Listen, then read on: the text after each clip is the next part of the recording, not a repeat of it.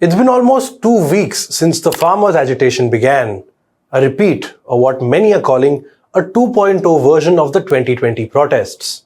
This one began with a list of 12 demands by farm unions and a call to march to Delhi with these demands. Tractors and trolleys were on the streets in full flow. Then there was a standoff at the Punjab-Haryana border.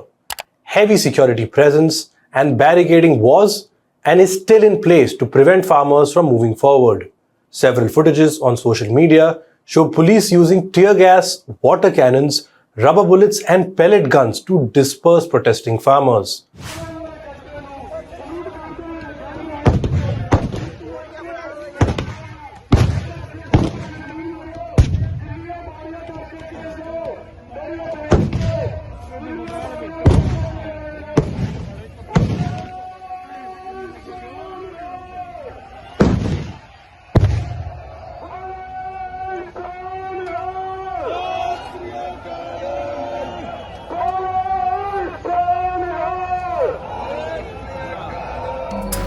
Over 100 are said to have been injured so far, and a 22-year-old farmer died last week after reportedly suffering bullet injuries.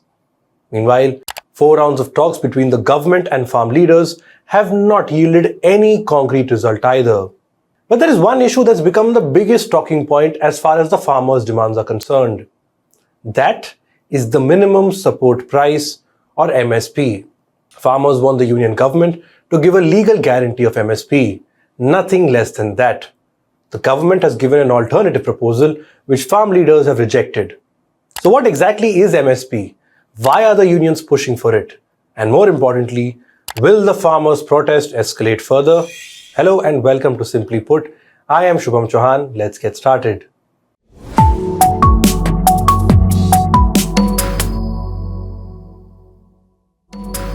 Okay, so like I said in the introduction, there are 12 demands that protesting farmers want the centre to fulfill. Some of these include a full debt waiver, a pension of 10,000 rupees, compensation for farmers killed in Lakhimpur Kheri, and India's withdrawal from the World Trade Organization. But the headline demand is this: a legal guarantee of minimum support price. First, let's understand what MSP is exactly. Essentially, as the name suggests, MSP is the minimum rate at which government purchases farmers' produce. This ensures that farmers get a guaranteed income for their produce. Basically, this mechanism is like a safety net that protects farmers from a volatile open market which may not always fetch them the right price. And how does this system actually work? The centre announces MSP for 22 crops every year based on certain factors like costs, demand, supply, etc. But in practice, only two, that is, rice and wheat, are procured the most by the government. Now it's important to note that this MSP mechanism does not exist in the form of a written law. It's more like an administrative tool to support farmers. This is exactly what the farmers want to change now. They want a legal guarantee. During the 2020 protest, this demand was put forth as well. But once the 3 controversial farm laws were repealed, the Modi government set up a committee to help make MSP more effective. Farmers say nothing concrete has come out of this since. That brings us to the next question. Why are farmers only from Punjab and Haryana at the center of this MSP debate? Long story short, over the years, farmers mainly from these 2 states have been among the major beneficiaries of this mechanism. It's only recently that other states are gradually catching up. In 2021-2022, for example, Punjab saw the highest quantity of paddy procured at an MSP value of 36.7 thousand crore rupees. In the case of wheat as well, Punjab and Haryana rank among the top 3 states. So, is a legal guarantee of MSP feasible? Experts are divided on this. There's one side that says that legalizing this safety net will provide financial security to farmers, protect them from price volatility in the market, and even promote crop diversification among farmers. Then there are those who are against a legal MSP. They say it will be a huge financial burden on the government. This means reportedly incurring a cost of 10 lakh crore rupees. For context, India's total budget in 2023-2024 stood at 45 lakh crore rupees.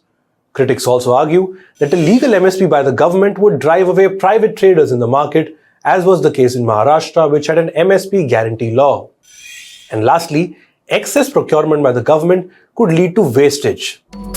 Which brings me to the final part of this video. Where does the farmers' protest stand now? Will it intensify?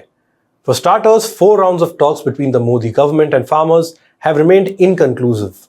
Farm leaders say they don't want anything less than a legal MSP. The government says it needs to consult all stakeholders before bringing in such a law. But there's one factor that could really determine which way this movement could go, and that is the treatment of protesting farmers on ground. There have been a series of reports of injuries, with farmers complaining of the use of brute force by the Haryana police.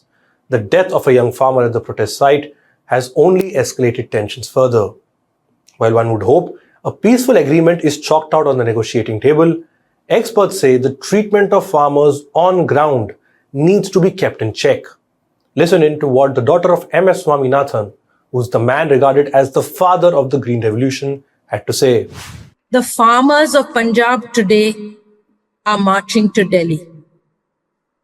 I believe, according to the newspaper reports, there are jails being prepared for them in Haryana. There are barricades. There are all kinds of things being done to prevent them. These are farmers. They are not criminals. I request all of you, the leading scientists of India, have to talk to our Annadatas. We cannot treat them as criminals. We have to find solutions. Please, this is my request. I think if we have to continue and honor M.S. Swaminathan, we have to take the farmers with us in whatever strategy that we are planning for the future. Thank you. That's all we have for this episode of Simply Put. Do like and share the video. Do let us know what you think of the farmers' protest. And of course, subscribe to HW News English, as that keeps us going. Thanks for watching.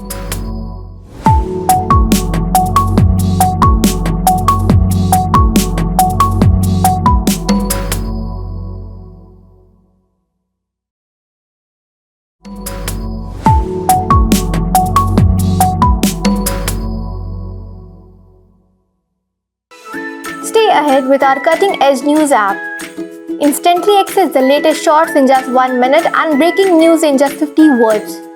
Download now for a smarter, faster news experience.